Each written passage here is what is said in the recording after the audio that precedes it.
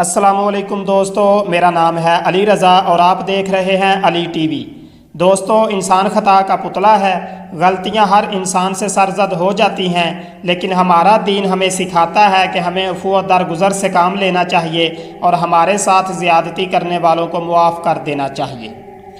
قرآن پاک میں اللہ عز و جل سورہ حامیم سجدہ میں ارشاد فرماتا ہے، ترجمہ: اے سننے والے، برائی کو بلائی سے ٹال، جبھی وہ کہ تجھ میں اور اس میں دشمنی تھی، ایسا ہو جائے گا جیسا کہ گہرا دوست۔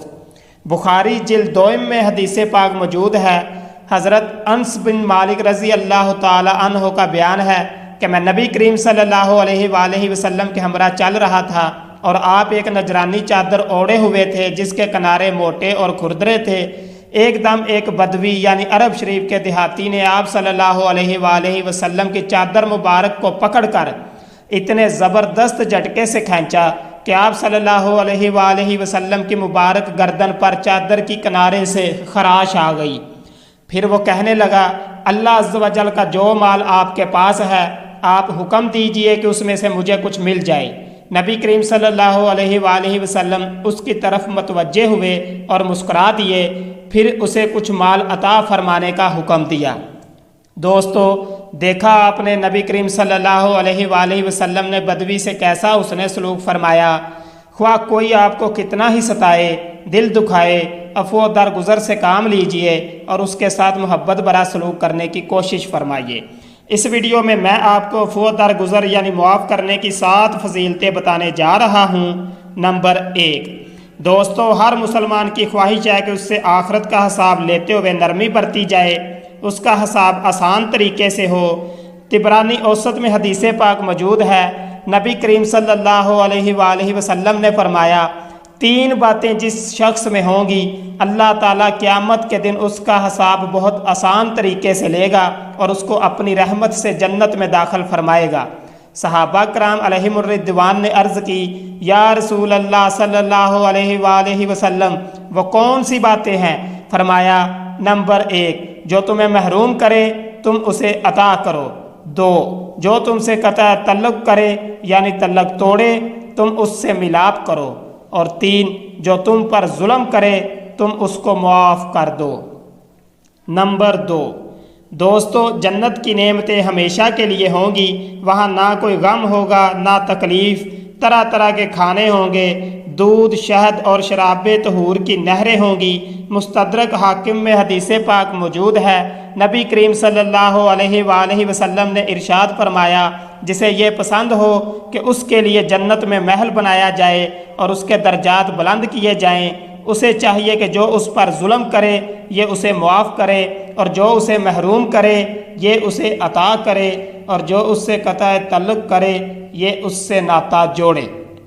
نمبر 3، دوستو، ہر انسان چاہتا ہے کہ وہ عزت سے زندگی گزارے، معاشرے میں اس کا ایک مقام و مرتبہ ہو، لوگ اس کا احترام کریں۔ اس سب کے لیے کبھی وہ مال و دولت جمع کرنے کے فتنے میں مبتلا ہو جاتا ہے تو کبھی لڑائی جھگڑے کا راستہ بھی اختیار کرتا ہے تاکہ معاشرے میں رہنے والے افراد اس سے ڈریں اور اس کی عزت کریں۔ لیکن ہمارے نبی صلی اللہ علیہ وآلہ وسلم نے ہمیں بتا دیا کہ عزت کیسے بڑھتی ہے۔ مسلم میں حدیث پاک ہے، نبی کریم صلی اللہ علیہ وآلہ وسلم نے فرمایا، صدقہ دینے سے مال کم نہیں ہوتا، اور بندہ کسی کا قصور معاف کرے تو اللہ عز و جل اس معاف کرنے والے کی عزت ہی بڑھائے گا، اور جو اللہ عز و جل کے لیے تواضع یعنی عاجزی کرے اللہ عز و جل اسے بلند فرمائے گا۔ نمبر 4، دوستو، ہر مسلمان خواہش رکھتا ہے کہ اللہ عز و جل اس کے ساتھ آخرت میں رحم والا معاملہ فرمائے اور اسے معاف فرما دے۔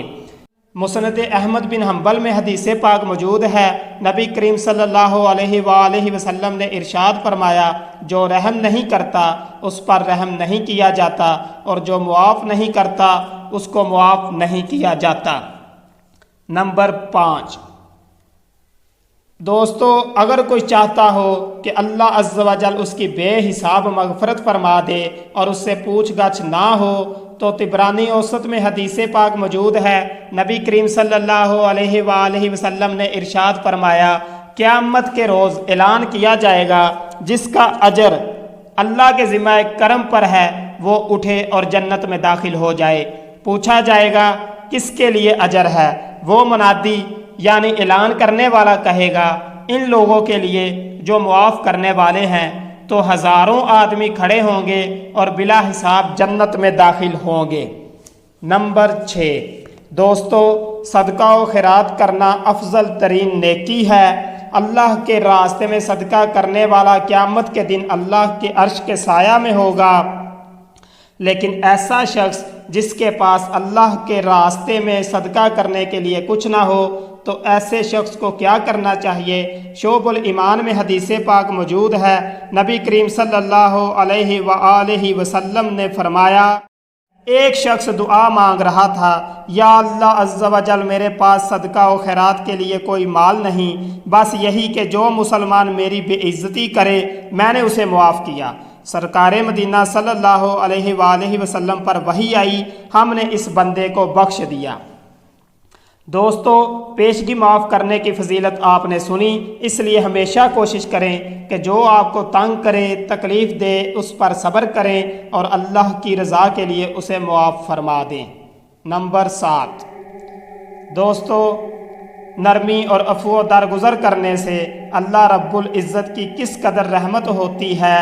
کاش ہم بھی اپنے بے عزتی کرنے والوں یا ستانے والوں کو معاف کرنا اختیار کریں۔ مسلم شریف میں حدیث پاک موجود ہے، نبی کریم صلی اللہ علیہ وآلہ وسلم نے فرمایا، جس چیز میں نرمی ہوتی ہے اسے زینت بخشتی ہے، اور جس چیز سے جدا کر لی جاتی ہے اسے عیب دار بنا دیتی ہے۔ آج کے لیے اتنا ہی دوستو، امید ہے آپ کو ویڈیو پسند آئی ہوگی۔ نیکسٹ ویڈیو تک کے لیے اللہ حافظ۔